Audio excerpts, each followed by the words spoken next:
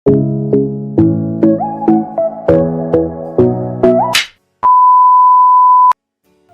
Guys, welcome back to my new another video. তো guys, আজকে কোনো ব্লগ দিচ্ছি না। আজকে জাস্ট আমি 3 বছর থেকে আমি মানে যে পদ্ধতিতে শুধু 4 চামচ তেল দিয়ে আমের আচার বানাচ্ছি, সেটারই রেসিপিটা তোমাদের সাথে শেয়ার করতে এসেছি। তো গাইজ, একটুও ভিডিওটা স্কিপ না করে দেখতে থাকো। আর আমি এটা গ্যারেন্টি দিচ্ছি যে এই 4 চামচ তেল দিয়ে তুমি আমের আচার বানিয়ে পুরো মানে একটা বছর পুরো এটাকে স্টোরেজ করে রাখতে পারবে, না কোনো নষ্ট হবে না। মানে আমি ট্রাই করে দেখেছি 3 বছর, তারপর দিয়ে তোমাদের সাথে শেয়ার করছি। তো গাইজ, ভিডিওটা স্কিপ না করে দেখতে থাকো কিভাবে আমের আচার বানাচ্ছি। তো বেশি না কথা বলে ভিডিওটা স্টার্ট করা যাক। A few moments later. তো গাইজ, আমি এখানে একে একে কালো জিরে আর পাঁচফোড়ন নিয়ে এগুলোকে একটু গরম করে নিচ্ছি, কারণ গরম করে নিলে এগুলো থেকে একটু ভালো স্মেল আসবে, একটা সুন্দর। তো তার জন্য এগুলোকে একটু গরম করে নিচ্ছি, যতটুকু সময় পর্যন্ত এগুলো ফুটবে না।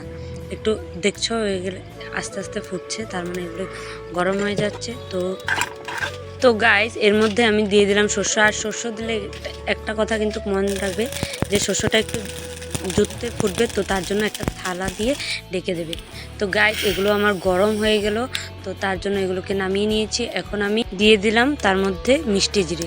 তো মিষ্টি জিরেগুলোও গরম হয়ে গেলে সেগুলোকেও নামিয়ে নিলাম। আর মিষ্টি জিরাটা একটু গরম হলে নামিয়ে নেবে, কারণ বেশি টালা হয় তাহলে তিতা হয়ে যাবে। তো গাইজ, আমি এখন একই প্যানের মধ্যে একটু শুকনা মরিচগুলোকে একটু টেলে নিচ্ছি। তারপর এগুলো সবগুলো মিলে মিক্সি জারে নিয়েছি, আর নিয়ে এগুলোকে এখন আমি রোস্ট করে নেব।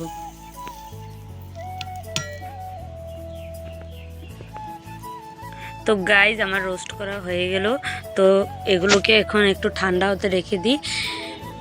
আর এদিকে আমি এখন চলো আমগুলো পেড়ে নিয়ে আসি গাছ থেকে। গাইজ, আমগুলো গাছ থেকে পেড়ে নিয়ে আসলাম, আর এখন এগুলোকে ভালো করে ধুয়ে তারপর কাটবো।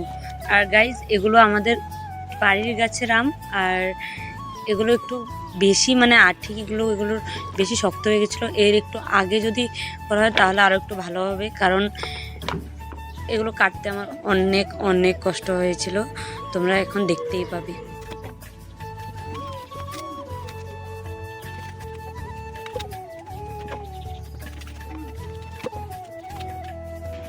তো গাইজ, আমার আমগুলো কাটা কমপ্লিট। এখন এগুলোর মধ্যে আমি বলছিলাম না, এই যে 4 চামচ তেল, তার মধ্যে শস্য দিয়ে আমি গরম করে নিয়েছি, আগে থেকে গরম করে রেখেছিলাম। আর এগুলোকে দিয়ে দিলাম, কারণ আগে তেলটা দেবে, তাহলে মশলাগুলো মেশাতে একটু ইজি হবে। তো গাইজ, আমি এটার মধ্যেই দিয়ে দিলাম পরিমাণ মতো হলুদ গুঁড়ো।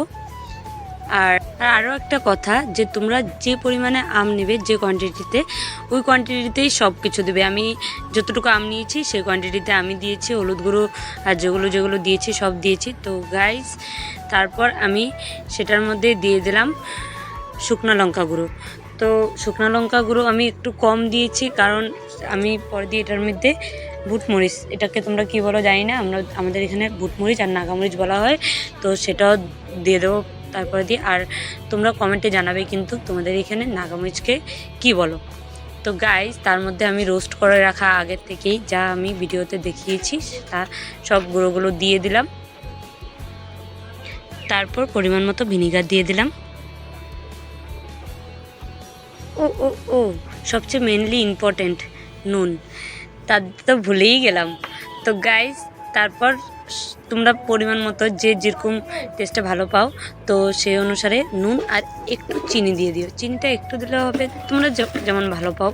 তো আমি একটু বেশি পরিমাণ দিয়েছি, কারণ আমাদের ঘরে সবাই টক ঝাল মিষ্টিটা একটু বেশি ভালোবাসে, তার জন্য। তো গাইজ, এই যে সব মশলা দেওয়ার পরে এমন লাগছে, দেখতেই এত সুন্দর লাগছে, ভাবো খেতে কেমন লাগবে। তো গাইজ, এখন এগুলোকে ভালো করে মিক্স করে নেবে। আর আগে যদি হাত দিয়ে মাখতে চাও তাহলে আগে থেকে হাতের মধ্যে তেল মেখে নেবে, না হলে কিন্তু হাত জ্বলবে।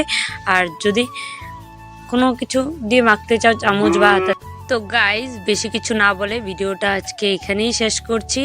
আর প্লিজ প্লিজ প্লিজ তোমরা ঘরে এই আমের আচারটা ট্রাই করে দেখো। আর যদি ভালো লাগে আমের আচারটা ফার্স্টে ট্রাই করবে, তারপরে দিয়ে যদি ভালো লাগে তাহলে কমেন্টে জানাবে যে কেমন লাগলো। আর সবাই ভালো থাকো, সুস্থ থাকো। ভিডিওটা আজকে এখানেই শেষ করছি।